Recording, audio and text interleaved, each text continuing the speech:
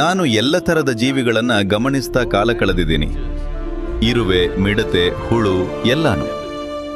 ಇವತ್ತು ಎಲ್ಲಾ ಕೀಟಗಳು ಸತ್ತು ಹೋದ್ರೆ 2.5 ರಿಂದ 4 ವರ್ಷದೊಳಗೆ ಎಲ್ಲಾ ಜೀವರಾಶಿನೂ ನಾಶವಾಗುತ್ತೆ. ಇಲ್ಲಿ ಬೆಲೆ ಇಲ್ಲದ್ದು ಯಾವುದೂ ಇಲ್ಲ, ಎಲ್ಲದಕ್ಕೂ ಅದರದ್ದೇ ಬೆಲೆ ಇದೆ.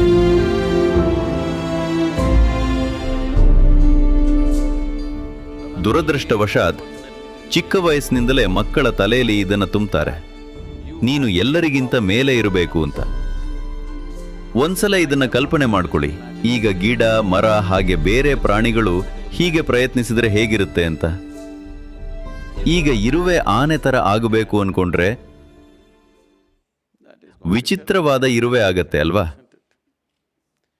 ಮಾವಿನ ಮರ, ತೆಂಗಿನ ಮರ ಆಗಬೇಕು ಅನ್ಕೊಂಡ್ರೆ ಕೆಲಸಕ್ಕೆ ಬಾರದ ಮಾವಿನ ಮರ ಆಗತ್ತೆ.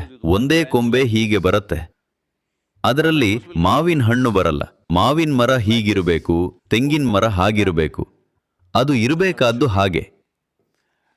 ಇದು ಯಾಕಾಗಿದೆ ಅಂದ್ರೆ ಜನರು ಹಲವಾರು ರೀತಿಯಲ್ಲಿ ಇದನ್ನ ನಿಮ್ಮ ತಲೆಗೆ ತುಂಬಿಸಿದ್ದಾರೆ.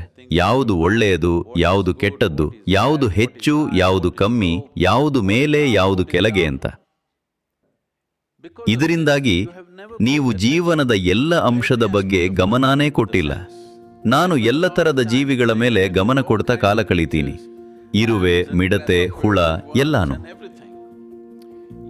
ನೀವು ಒಂದು ಇರುವೆನ ಗಮನಿಸಿದ್ರೆ, ಅಥವಾ ಇರುವೆಗಿಂತ ಸ್ವಲ್ಪ ದೊಡ್ಡದಾದ ಮಿಡತೆಯನ್ನು ಗಮನಿಸೋಣ, ಅದನ್ನು ನೋಡೋದು ಸುಲಭ. ನೀವದನ್ನು ಸರಿಯಾಗಿ ಗಮನಿಸಿದರೆ ಯಾರು ಈ ಮಿಡತೆಯನ್ನು ಸೃಷ್ಟಿ ಮಾಡಿದ್ದಾರೋ ಅವರು ನಿಮಗೆಷ್ಟು ಗಮನಾನ ಕೊಟ್ಟಿದ್ದಾರೋ ಅಷ್ಟೇ ಗಮನವನ್ನ ಆ ಮಿಡತೆಗೂ ಕೊಟ್ಟಿದ್ದಾರೆ. ಸ್ವಲ್ಪ ಗಮನ ಕೊಟ್ಟು ನೋಡಿ.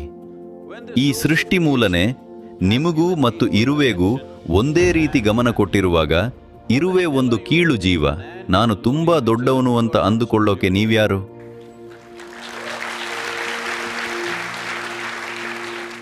ನೀವ್ಯಾಕೆ ಆ ತೀರ್ಮಾನಕ್ಕೆ ಬರ್ತಿದ್ದೀರಿ? ಸೃಷ್ಟಿ ಈ ತೀರ್ಮಾನಕ್ಕೆ ಬಂದಿಲ್ಲ. ನೀವು ಈ ಭೂಮಿ ಮೇಲೆ ಅಬ್ಬರದಿಂದ ಓಡಾಡ್ತಿದ್ದೀರಿ ಅನ್ನೋ ಒಂದೇ ಕಾರಣಕ್ಕೆ ನೀವು ದೊಡ್ಡವರು ಅಂದ್ಕೋತೀರಿ, ಆದರೆ ಅದು ನಿಜ ಅಲ್ಲ. ಈಗ ನಿಜವಾದ ವಿಷಯ ಇಷ್ಟೇ ನೋಡಿ. ಈ ಭೂಮಿ ಮೇಲಿರೋ ಹುಳುಗಳೆಲ್ಲ, ಈಗ ಎಲ್ಲ ಹುಳಗಳು ಸತ್ತು ಹೋದ್ರೆ 12 ರಿಂದ 18 ತಿಂಗಳಲ್ಲಿ ನನ್ನನ್ನೂ ನಿಮ್ಮನ್ನೂ ಸೇರಿಸಿ ಭೂಮಿ ಮೇಲಿರೋ ಎಲ್ಲ ಜೀವರಾಶಿಯೂ ನಾಶವಾಗುತ್ತೆ. ಇವತ್ತು ಎಲ್ಲ ಕೀಟಗಳು ಸತ್ತು ಹೋದ್ರೆ 2.5 ರಿಂದ 4 ವರ್ಷದೊಳಗೆ ಎಲ್ಲ ಜೀವರಾಶಿಯೂ ಕೊನೆಯಾಗತ್ತೆ. ಆದರೆ ಮನುಷ್ಯರೆಲ್ಲರೂ ಸತ್ತು ಹೋದ್ರೆ ಈ ಭೂಮಿ ಸಮೃದ್ಧವಾಗತ್ತೆ.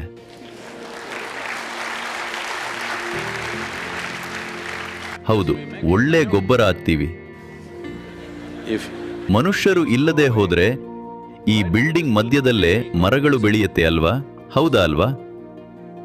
ಎಲ್ಲಾನೂ ಸಮೃದ್ಧವಾಗತ್ತೆ.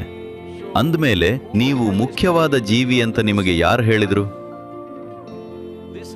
ನೋಡಿ, ಮನುಷ್ಯನೇ ಈ ಬ್ರಹ್ಮಾಂಡದ ಕೇಂದ್ರ ಅನ್ನೋ ಯೋಚನೆನೇ ತಪ್ಪಾದ ಯೋಚನೆ.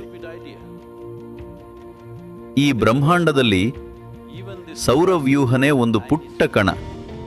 ನಾಳೆ ಇಡೀ ಸೌರವ್ಯೂಹನೇ ಮಾಯ ಆದರೂ ಯಾರೂ ಗಮನಿಸಲ್ಲ, ಅಷ್ಟು ಸಣ್ಣದು ಅದು. ಆ ಪುಟ್ಟ ಕಣದಲ್ಲಿ ಭೂಮಿ ಅನ್ನೋದು ಇನ್ನೂ ಸೂಕ್ಷ್ಮ ಕಣ. ಅದರೊಳಗೆ ಬೆಂಗಳೂರು ಅನ್ನೋದು ಒಂದು ಅತಿ ಸೂಕ್ಷ್ಮ ಕಣ.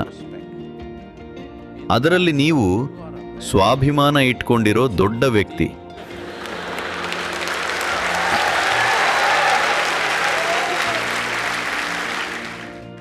ಇದು ಸಣ್ಣ ಸಮಸ್ಯೆ ಅಲ್ಲ. ಜನ ಇದನ್ನ ನಿಭಾಯಿಸದೆ ಜೀವನವಿಡೀ ಒದ್ದಾಡ್ತಾರೆ. ನೀವು ಇಷ್ಟನ್ನು ತಿಳ್ಕೊಳ್ಳಿ, ಯಾರನ್ನೂ ಹೆಚ್ಚು ಅಂತ ನೋಡಬೇಡಿ, ಯಾರನ್ನೂ ಕಮ್ಮಿ ಅಂತಲೂ ನೋಡಬೇಡಿ. ಅಷ್ಟೇ. ಯಾವುದನ್ನು ಮೇಲು ಅಂತ ನೋಡಬೇಡಿ, ಯಾವುದನ್ನು ಕೀಳಾಗಿ ನೋಡಬೇಡಿ. ಎಲ್ಲದನ್ನೂ ಅದು ಹೇಗಿದೆಯೋ ಹಾಗೇ ನೋಡಿದರೆ ಎಲ್ಲದಕ್ಕೂ ಅಪಾರ ಬೆಲೆ ಇದೆ. ಎಲ್ಲದಕ್ಕೂ ಅದರದ್ದೇ ಆದ ಸ್ಥಾನಮಾನ ಇದೆ ಅಲ್ವಾ? ಪ್ರತಿ ಜೀವಿಗೂ ಬೆಲೆ ಇದೆ. ಅದನ್ನ ಅರ್ಥ ಮಾಡಿಕೊಳ್ಳದೆ ಜಗತ್ತಲ್ಲಿ ಎಷ್ಟೆಲ್ಲ ನಾಶ ಮಾಡಿದೀವಿ. ಯಾಕಂದ್ರೆ ಇದಕ್ಕೆ ಬೆಲೆ ಇದೆ, ಇದಕ್ಕೆ ಬೆಲೆ ಇಲ್ಲ ಅನ್ಕೊಂಡ್ವಿ. ಇಲ್ಲಿ ಬೆಲೆ ಇಲ್ಲದ್ದು ಯಾವುದೂ ಇಲ್ಲ, ಎಲ್ಲದಕ್ಕೂ ಅದರದ್ದೇ ಬೆಲೆ ಇದೆ.